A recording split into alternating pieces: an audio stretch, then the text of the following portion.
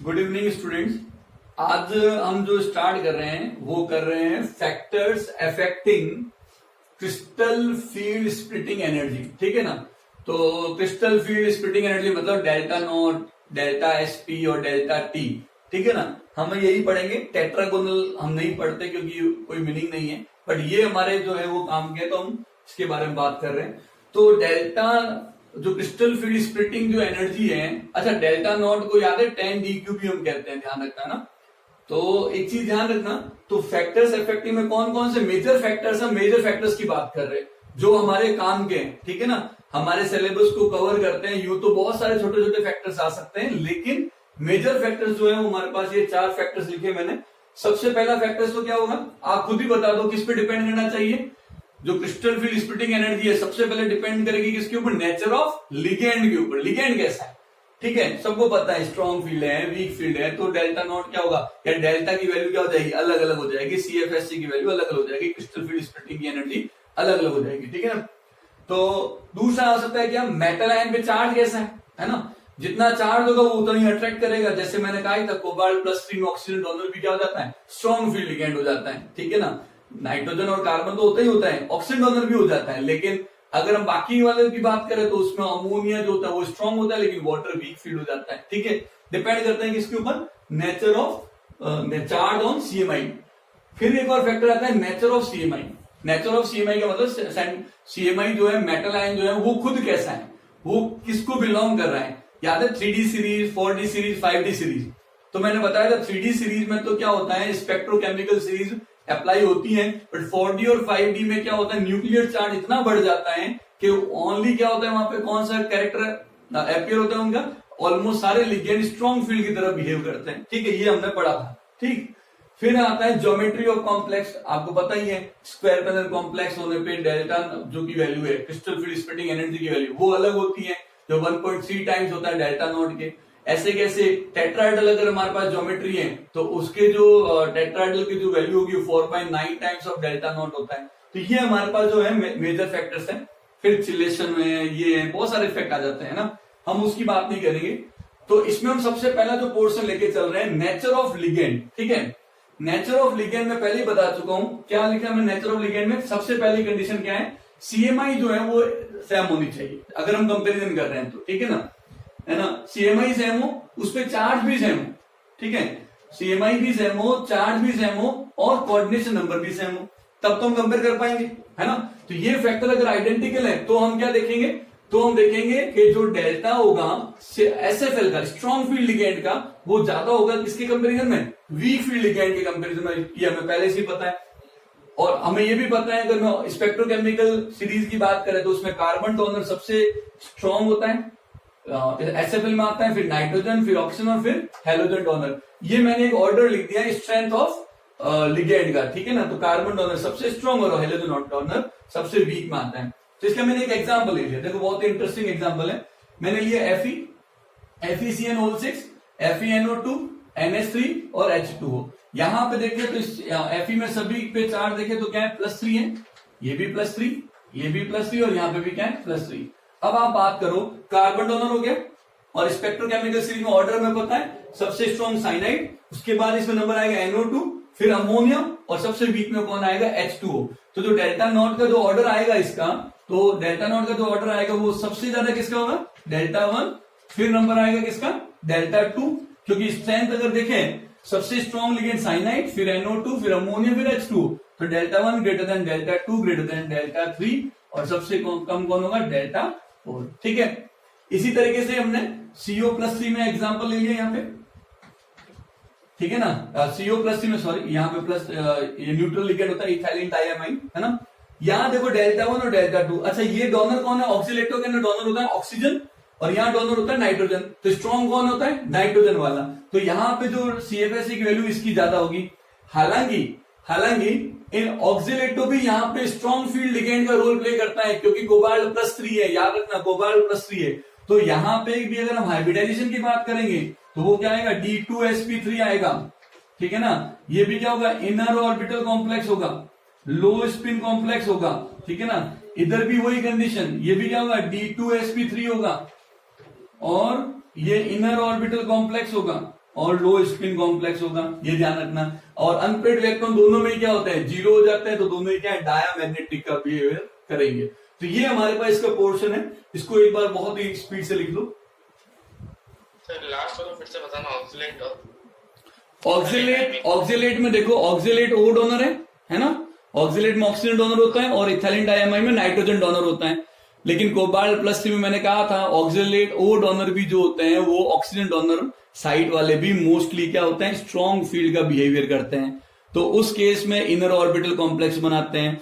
एक बार है ना, आप जरूर, जो मैंने प्रीवियस क्लास में बताया था 2-3 क्लास पहले वीबीटी के अंदर, तो कोबाल्ट प्लस 3 और ऑक्सिलेट कॉम्प्लेक्स का मैंने बताया था, हाइब्रिडाइजेशन वगैरह सब कुछ, एक बार वापस उसको देख लें। तो अब नेक्स्ट यहाँ पे हम स्टार्ट कर रहे हैं, नेक्स्ट वाला टॉपिक है चार्ज ऑन सीएमआई, है ना, चार्ज ऑन सीएमआई। तो नेक्स्ट हेडिंग लिखो,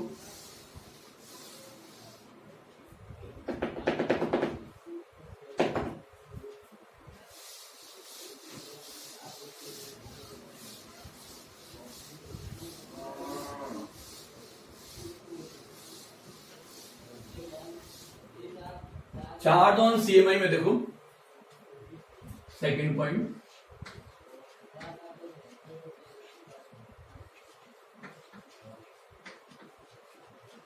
ठीक है ना। अगेन इसमें क्या होगा,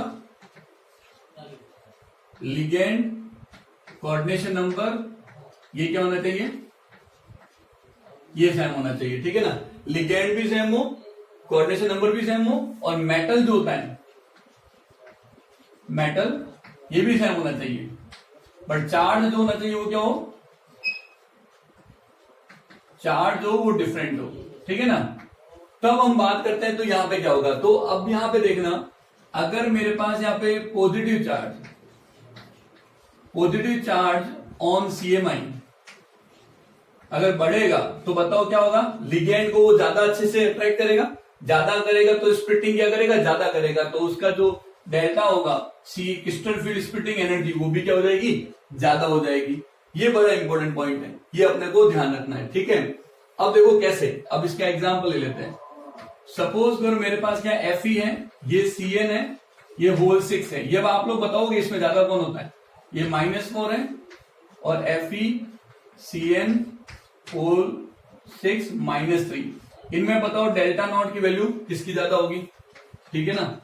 और अगर हम इसमें देखें सेकंड वाले की, बिल्कुल, क्यों, क्योंकि यहाँ पे क्या है Fe+2 है और यहाँ पे Fe क्या है +3, सही है ना। तो देखो जहां +3 चार्ज आता तो उसकी जो क्रिस्टल फील्ड स्प्लिटिंग एनर्जी है वो क्या होगी, ज्यादा हो जाएगी, ठीक है। ये बहुत इंपॉर्टेंट पॉइंट है।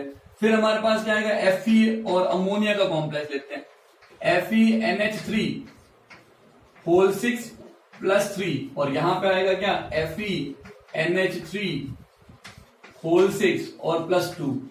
अब बताओ इन दोनों में ज्यादा किसकी होगी वैल्यू, ऑब्वियस सी बात है, ज्यादा वैल्यू क्या होगी, फर्स्ट वाले की, Fe+3 आ गया। अब सोचो यहाँ पे ध्यान रखना, यहाँ पे अमोनिया जो होता है Fe के ऊपर +3 है, इसलिए अमोनिया क्या होता है एज SFL है, तो ये बनेगा क्या D2sp3 इनर ऑर्बिटल कॉम्प्लेक्स, ठीक है ना। और लो स्पिन कॉम्प्लेक्स, अनपेड इलेक्ट्रॉन भी कितने आएंगे इसके ऊपर, एक ही होगा क्योंकि D5 हो जाता है। लेकिन यहां देखो यहाँ D6 है, तो ये किसका रोल प्ले करेगा, क्योंकि चार्ज कम हो गया है, तो अमोनिया एक तरह से इसके लिए बॉर्डर लाइन होता है, तो अब ये किसका होगा एज WFL की तरह काम करेगा, ये हाइब्रिडाइजेशन होगा, sp3d2 आउटर ऑर्बिटल कॉम्प्लेक्स बनेगा, ठीक है ना, हाई स्पिन कॉम्प्लेक्स बनेगा, अनपेड इलेक्ट्रॉन भी जो होंगे वो हो जाएंगे और अनपेड इलेक्ट्रॉन हो जाएंगे। ये ध्यान रखना, ये मैंने बताया भी था Fe+2 के केस में क्या होता है, ठीक है ना, और Fe+3 के केस में ये इस तरह से काम आता है। तो ये बहुत ही इंपॉर्टेंट पॉइंट है, ये ध्यान रखना, ठीक है। लिखो इसको जल्दी,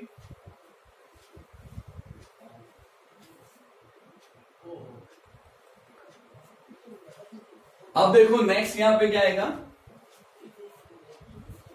नेक्स्ट अपने पास जो पॉइंट है वो आएगा नेचर ऑफ सीएमआई। ये बड़ा इंपॉर्टेंट पॉइंट है, इसको मैंने आपको बताया भी था एक जगह पे, मैंने कहा था कि भाई आपको 3D और 4D और 5D सीरीज की बात करें तो 4D और 5D में न्यूक्लियर चार्ज जो होता है, न्यूक्लियर अट्रैक्शन बहुत बढ़ जाता है। तो लिगेंड में मोस्टली किसका रोल प्ले करते हैं? स्ट्रॉन्ग फील्ड लिगेंड का रोल ही प्ले करते हैं 4D और 5D के लिए। तो थर्ड पॉइंट आएगा नेचर ऑफ CMI। तो आपको इसमें पता ही है कि अगर हम नेचर ऑफ CMI की बात करें तो क्या होगा? जेड इफेक्टिव जो है अगर वो बढ़ता है तो बताओ क्या होगा? जेड इफेक्टिव अगर बढ़ता है, जेड इफेक्टिव किसका? ऑफ मेटल आयन अगर वो बढ़ता है तो स्प्लिटिंग एनर्जी क्या होगी? क्रिस्टल फील्ड स्प्लिटिंग एनर्जी वो क्या होगी? बढ़ेगी। तो वो अपने को थोड़ा सा ध्यान रखना है, ठीक है ना? तो ये थोड़ा सा आप ध्यान रखना इसमें, ठीक है? तो क्रिस्टल फील्ड स्प्लिटिंग जो होती है वो इस तरह से आएगा। तो ये थोड़ा सा अपने को ध्यान रखना है, ठीक है? अब देखो, मान लेता हम इसमें बात करें 3D से 4D सीरीज आते हैं और 4D से क्या होता है? 5D series. तो यहां से यहां पे जो होता है वो क्या होगा? यहाँ पे 30 से लेके 50% अप्रोक्स इंक्रीज होता है। यहां से भी क्या होता है? 30 से लेके 50% अप्रोक्स जो होता है वो CFSE बढ़ जाती है, ठीक है ना? तो यहां 3D से 4D और 4D से 5D तो ऑलमोस्ट 30 to 40% का इंक्रीमेंट है। इसका मतलब क्या हुआ? इसका मतलब 3D के लिए तो स्ट्रॉन्ग फील्ड और वीक फील्ड नहीं है, बट 4D में CFSE जो है वो स्प्लिटिंग एनर्जी इतनी बढ़ गई है कि अब लिगेंड किसका रोल प्ले करता है? चाहे वीक भी हो तो मोस्टली कैसा बिहेव करता है? स्ट्रॉन्ग फील्ड की तरह। और यहाँ पे भी ऐसा ही है। तो अगर हम यहाँ पे एक एग्जाम्पल देख लें, ठीक है ना? एक एग्जाम्पल ले लेते हैं इसके अंदर, एक एग्जाम्पल लेते हैं इसमें जो वेल नोन एग्जाम्पल है वो देख लेते हैं हम। जैसे मान लो CO है, ठीक है ना? COF6 -3, रोडियम F6 -3 और इरिडियम F6 -3, ठीक है ना? इसमें आप बताओ कि ये ऑर्डर कैसे आएगा, ठीक है ना? और दूसरा अगर हम देखें तो Ni वाला एग्जांपल ले लेते हैं। NiCl4 -2, फिर PdCl4 -2 और फिर ले लेते हैं हम PtCl4 -2, ठीक है? अब मैंने जानबूझ के हेलोजनी लिया ताकि ये मैं ऐसा लगे कि वीक फील्ड लिगेंड की तरह, ठीक है ना? तो लेकिन अब एक्चुअल में यहाँ पे ऐसा नहीं हो रहा। अब देखो इधर, तो बताओ यहाँ पे क्या है? ये कोबाल्ट +3 है, यहाँ पे भी हमने +3 लिया, इधर भी +3 लिया। इसका मतलब हम यहाँ पे क्या ले रहे हैं? हम यहाँ पे जो सैम रख रहे हैं वो क्या है? सैम तो रख रहे हैं तो चार्ज ऑन CMI, ठीक है ना? कोऑर्डिनेशन नंबर भी क्या रख रहे हैं हम? कोऑर्डिनेशन नंबर भी हम सेम रख रहे हैं। आगे बात समझ में, हम इस तरह से कंपेयर कर रहे हैं। तो ये हमारे पास कंपेरिजन हुआ। तो बताओ सबसे ज्यादा CFSE किसकी होगी? IRF6 वाले की। बिल्कुल सही। तो ये अपने पास जो ऑर्डर आएगा वो इसका आएगा। वेरी गुड, ठीक है ना? ये इस तरह से आ गया। अब यहां देखो, यहां पे आपको पता है इसका हाइब्रिडाइजेशन कौन सा है? sp3d2, मतलब ये कौन है? आउटर ऑर्बिटल कॉम्प्लेक्स है, क्लियर है? लेकिन यहां ये क्या बन जाएंगे? इनर ऑर्बिटल कॉम्प्लेक्स, ठीक है? D2sp3 हो जाते हैं, क्लियर है? ये ध्यान रखना। अब इसके बारे में बताओ, इसके बारे में आप बताओ।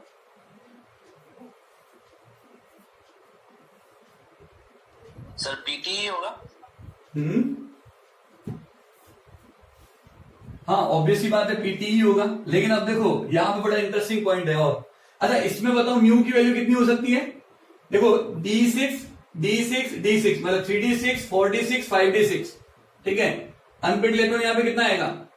0, क्योंकि अब D2sp3 इनर ऑर्बिटल कॉम्प्लेक्स है, जबकि आउटर है, इसलिए अनपेड इलेक्ट्रॉन आ जाएंगे 4 आ जाएंगे, ध्यान रखना।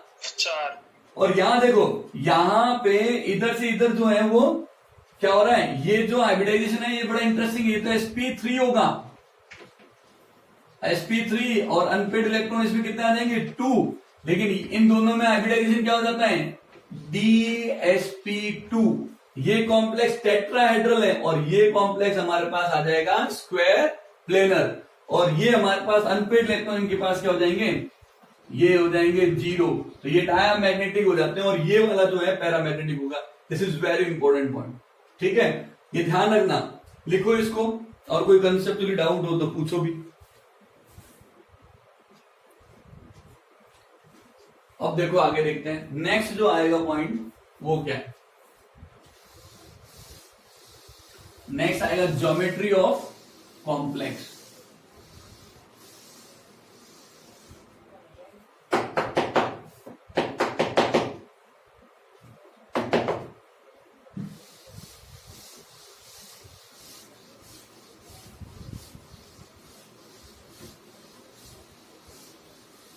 नेक्स्ट ज्योमेट्री ऑफ कॉम्प्लेक्स में देखो, ज्योमेट्री ऑफ कॉम्प्लेक्स में जो आएगा पॉइंट हमारे पास, और ये बड़ा इंपॉर्टेंट भी है,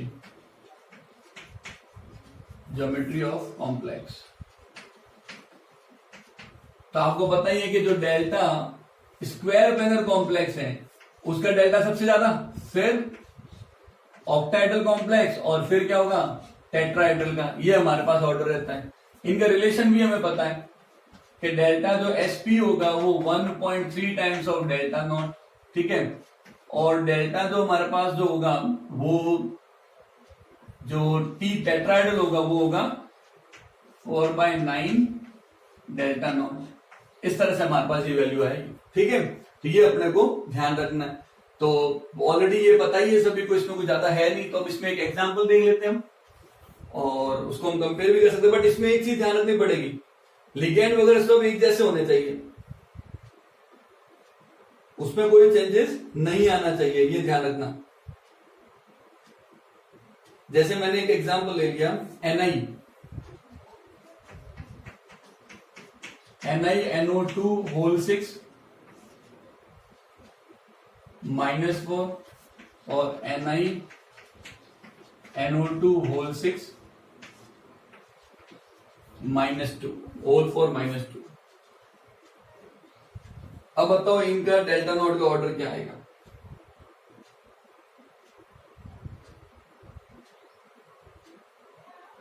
इनका डेल्टा नॉट का ऑर्डर क्या आएगा,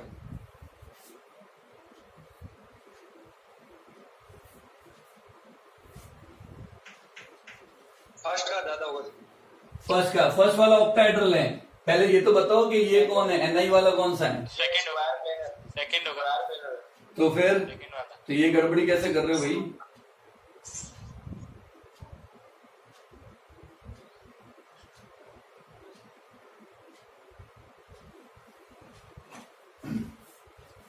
देखो इधर, यहां पे इसका अगर हाइब्रिडेशन देखें तो ये क्या होगा, यहां पे ऑक्टाहेड्रल कॉम्प्लेक्स है, और यहां पे क्या होगा, ये DsP2 स्क्वायर प्लेनर है, ठीक है ना, तो ये तो डेल्टा नॉट होगा, और ये क्या होगा डेल्टा SP स्क्वायर प्लेनर, तो ज्यादा किसका होगा, इसकी वैल्यू ज्यादा आएगी। लेकिन अगर मैं ये कंपैरिजन कर लूं इसके साथ, जैसे Ni है, अच्छा इसमें रिलेशन हमारे पास क्या आएगा, ये जो डेल्टा SP जो होगा वो 1.3 टाइम्स होगा डेल्टा नॉट के, ध्यान रखना। लेकिन अगर मैं NiNO2 होल 6 -4 और यहां ले लेता हूं NiNH3 होल 6 और +2, तो बताओ क्या ये जो डेल्टा होल 6 ले लेता हूं, या इसको होल 4 ले लेता हूं और इसको होल 6 ले लेता हूं, क्या ये डेल्टा SP ये 1.3 डेल्टा नॉट के बराबर है क्या, पहले तो ये बताओ। No sir. नहीं सर, क्यों नहीं होगा, क्योंकि अलग अलग है ना दोनों। क्योंकि दोनों क्या है, लिगेंड बदल गए, यहाँ पे लिगेंड और मेटल आयन सेम रहना चाहिए, उसके ऊपर चार्ज भी सेम होना चाहिए, तब हम कंपेयर कर पाएंगे, बस फर्क जो हो ज्योमेट्री का हो और कोई चेंजेस नहीं हो। तो यहाँ पे वैसे तो बताएं, ये अपने को पता है ये डेल्टा SP होगा और ये डेल्टा नॉट होगा, तो डेफिनेटली ये ज्यादा ही होगा, उसमें कोई दिक्कत नहीं है, लेकिन इसकी वैल्यू 1.3 टाइम डेल्टा नॉट नहीं होगी। अब क्या होगी, ये उससे भी ज्यादा आ जाएगा, क्यों, NO2 और NH3 में NO2 ज्यादा स्ट्रॉन्ग है, तो दोनों फैक्टर एक साथ रोल प्ले कर रहे हैं, एक तो नेचर ऑफ लिगेंड का भी और दूसरा ज्योमेट्री, तो दोनों को मिला के इसका जो डेल्टा SP होगा वो क्या आएगा, इससे 1.3 से भी ज्यादा हो जाएगा, कहने का मतलब ये। तो ये ध्यान रखना, बहुत इंपॉर्टेंट क्वेश्चन है, बोलो।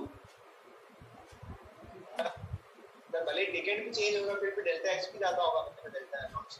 लिगेंड, हाँ मतलब कंडीशन तो देखो ज्योमेट्री का रोल से तो डोमिनेंट हो ही गया वैसे ही, है ना, ज्योमेट्री के कारण तो ये ज्यादा हो ही गया है, और साथ में लिगेंड के कारण भी ज्यादा यही है, दोनों केस में यही है ज्यादा, तो हम कह सकते हैं ना कि 1.3 से ज्यादा ही आना चाहिए।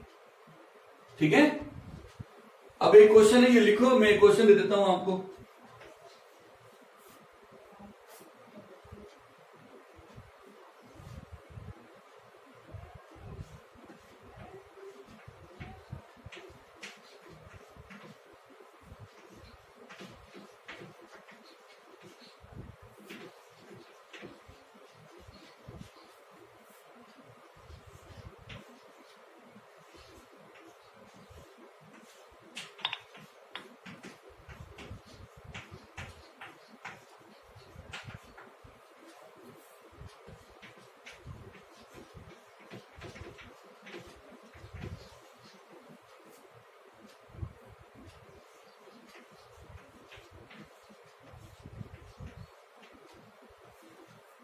क्वेश्चन है crystal field splitting energy of CuCl6-4 is 18,000 centimetre inverse, है ना।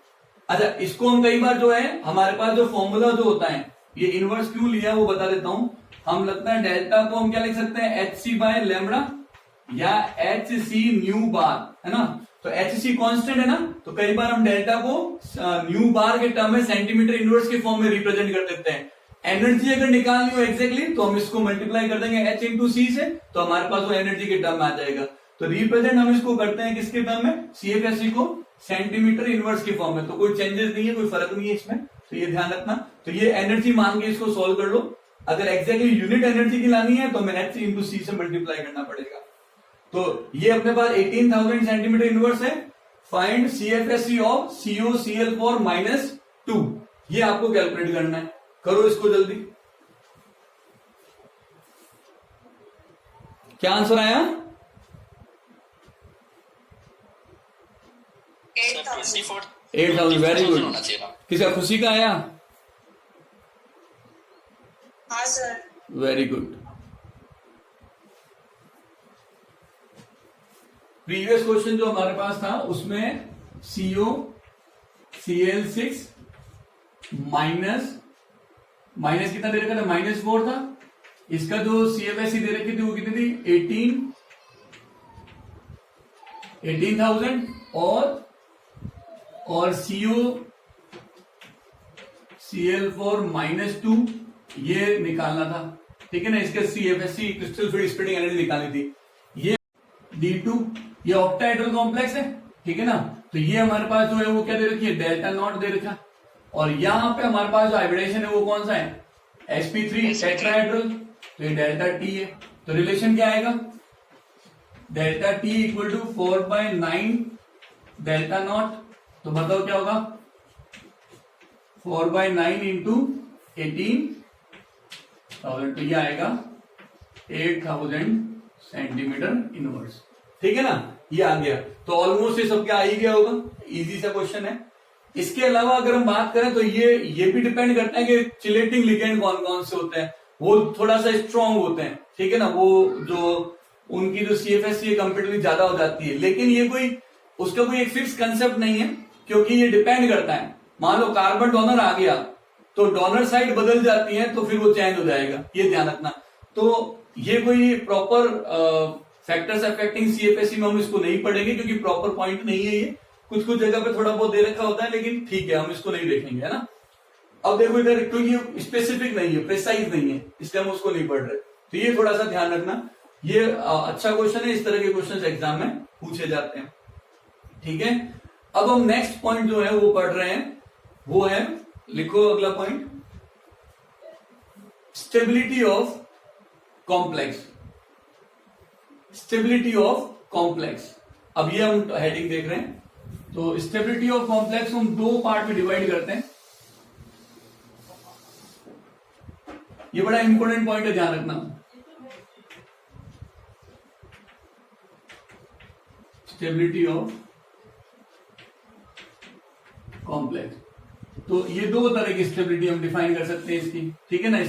स्टेबिलिटी ऑफ कॉम्प्लेक्स जो होता है वो दो टाइप की होती है। एक तो होता है क्या, थर्मोडायनेमिक स्टेबिलिटी,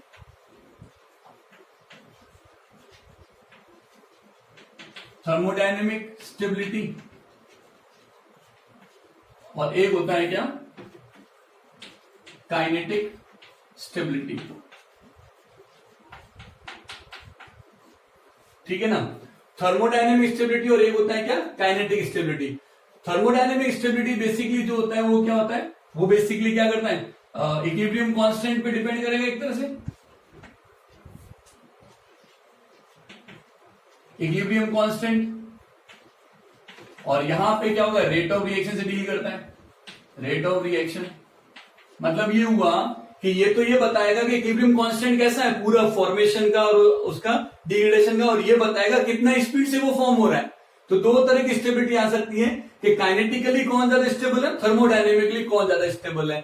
इनके बेसिस के ऊपर हम क्या है, लिगेंड को अलग अलग कैटेगरी में डिवाइड करते हैं। तो इसके अगर हम बात करें तो इसके बेसिस के ऊपर, याद है हमने सबसे स्टार्टिंग में बताया था, यहाँ पे इस स्टेबिलिटी के बेसिस के ऊपर, थर्मोडायनेमिक स्टेबिलिटी के बेसिस के ऊपर लिगेंड को या कॉम्प्लेक्स को दो पार्ट में डिवाइड करते हैं। एक होता है परफेक्ट और दूसरा कौन सा था, इम्परफेक्ट। एक होगा परफेक्ट और एक होगा इम्परफेक्ट। और यहां पे क्या होगा, दो तरह के होंगे इसके बेसिस के ऊपर भी, एक होगा क्या लेबाइल और एक होगा क्या इनर्ट। ठीक है ना। अब देखो इनमें क्या होता है, परफेक्ट और इम्परफेक्ट का मतलब यहां पे डिसोसिएशन जो है लिगेंड का सिग्निफिकेंट होता है, कॉम्प्लेक्स सिग्निफिकेंटली डिसोसिएट होता है और मेटल आयन और लिगेंड देता है। और लेबाइल और इनर्ट का मतलब होता है, लेबाइल का मतलब होता है किसी भी केमिकल रिएक्शन में लेबाइल अगर लिगेंड प्रेजेंट है तो वो इजीली रिप्लेस हो जाता है। जैसे वाटर मॉलिक्यूल, मान लो किसी का भी कॉम्प्लेक्स हमारे पास है H2O के साथ, उसमें अमोनिया डाल दो तो क्या होगा, जैसे कॉपर H2O होल 4+2 है, उसमें अमोनिया डाल दो तो क्या होगा, H2O हटेगा, उसकी जगह कॉपर अमोनिया का कॉम्प्लेक्स बन जाएगा। तो ये जो है वो जो लिगेंड H2O है वो लेबाइल, ऐसे कॉम्प्लेक्स हम लेबाइल बोल देते हैं। ठीक है। और इनर्ट में ये रिप्लेसमेंट नहीं होता। तो यहां पे इस तरह से हमारे पास ये जो है ये स्टेबिलिटी को हम डिफाइन कर सकते हैं। ठीक है। तो इसको एक बार लिखो जल्दी, फिर हम आगे वाला पॉइंट देखते हैं।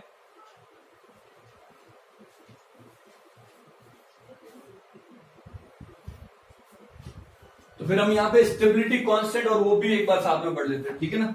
वो देखो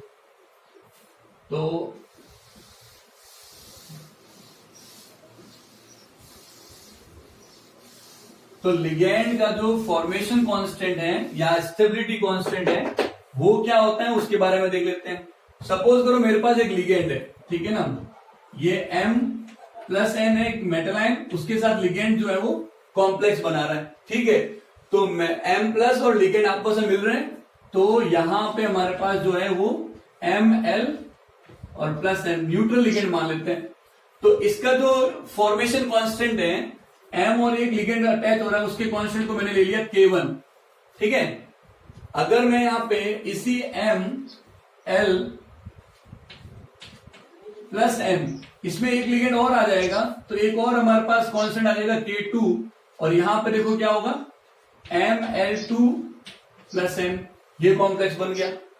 एक और लिगेंड आ रहा है, मैं यहाँ पे कोऑर्डिनेशन नंबर 4 वाले की बात कर रहा हूं। ठीक है। तो एक और लिगेंड आएगा, अब क्या होगा, अब इसके अंदर एक और इक्विलिब्रियम कांस्टेंट आएगा, वो क्या होगा K3, और ये बनेगा Ml3 +N। Similarly Ml3 +N ligand के साथ K4 एक कांस्टेंट आएगा, और क्या बनेगा हमारे पास Ml4 +N। ठीक है।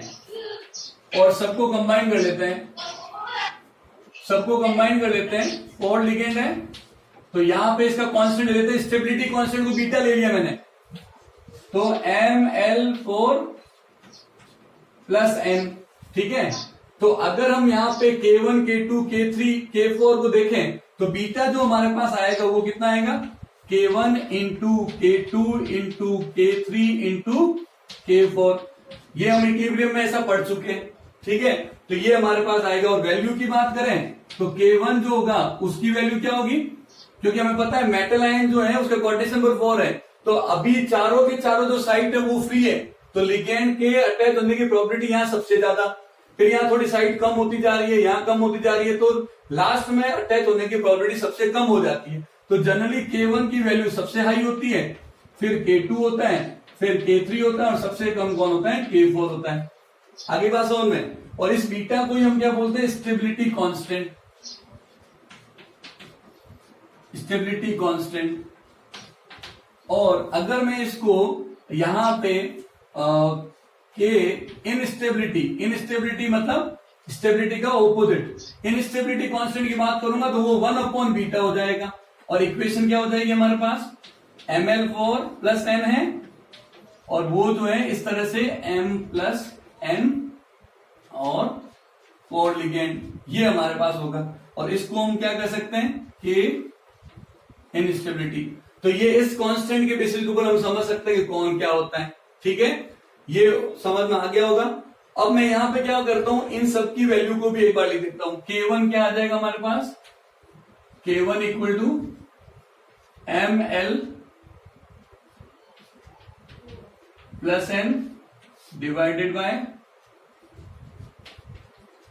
m प्लस और यहां पे l। K2 भी ऐसे आएगा हमारे पास, ml2 plus n divided by ml plus n और ये l, इस तरह से। इसी तरीके से हमारे पास K3 भी आएगा, अब वो ml3 plus n divided bye ml2 plus n और यहाँ पे l आ गया। और K4 भी हमारे पास ऐसे ही आएगा, ये ml4 plus n divided bye ml3 plus n और यहाँ पे l। और यहाँ जो बीटा की वैल्यू होगी, जो कि स्टेबिलिटी कांस्टेंट बोला है, वो हमारे पास क्या हो जाएगा? L4 प्लस n, यहाँ पे m प्लस n और l की पावर 4। ठीक है, अब आप यहाँ पे इस सारी वैल्यूज को देख लो। तो K1, K2, K3, K4, इन तीनों को अगर मैं चारों को मल्टीप्लाई करता हूं तो मेरे पास ये इक्वेशन आ जाएगी। तो बीटा को मैंने क्या लिख दिया? K1 into K2 into K3 into K4।